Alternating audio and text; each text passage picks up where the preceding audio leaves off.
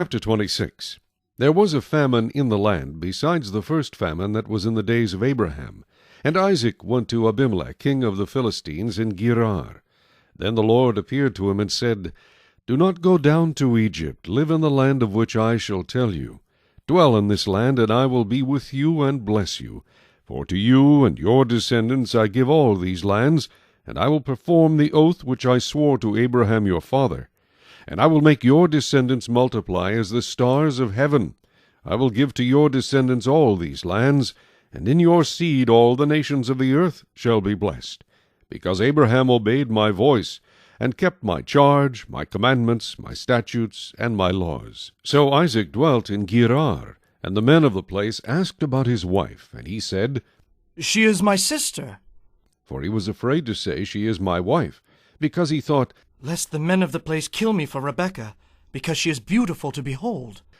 Now it came to pass, when he had been there a long time, that Abimelech, king of the Philistines, looked through a window and saw, and there was Isaac, showing endearment to Rebekah his wife. Then Abimelech called Isaac and said, Quite obviously she is your wife. So how could you say she is my sister? Isaac said to him, Because I said, Lest I die on account of her. And Abimelech said, What is this you have done to us? One of the people might soon have lain with your wife, and you would have brought guilt on us.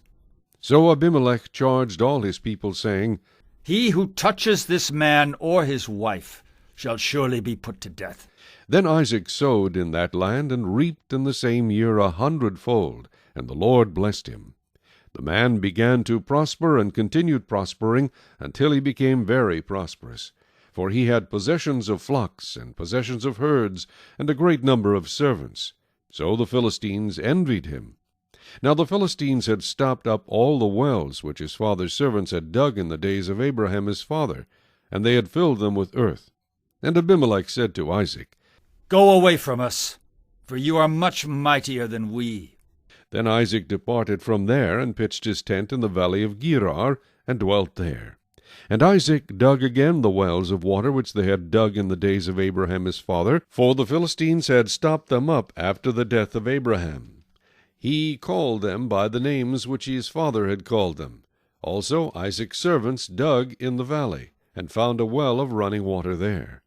But the herdsmen of Gerar quarreled with Isaac's herdsmen, saying, The water is ours. So he called the name of the well Esek, because they quarreled with him. Then they dug another well, and they quarreled over that one also.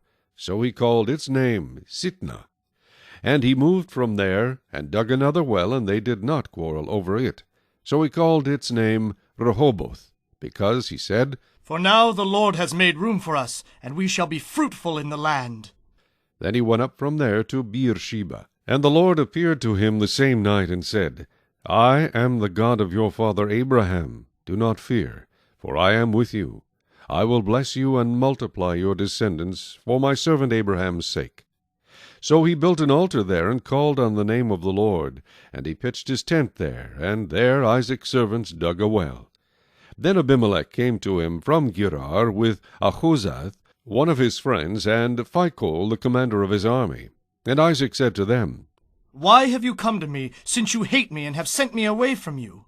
But they said, We have certainly seen that the Lord is with you. So we said, Let there now be an oath between us, between you and us. Let us make a covenant with you, that you will do us no harm, since we have not touched you, and since we have done nothing to you but good, and have sent you away in peace. You are now the blessed of the Lord. So he made them a feast, and they ate and drank. Then they arose early in the morning, and swore an oath with one another, and Isaac sent them away, and they departed from him in peace. It came to pass the same day that Isaac's servants came and told him about the well which they had dug, and said to him, We have found water. So he called it Sheba.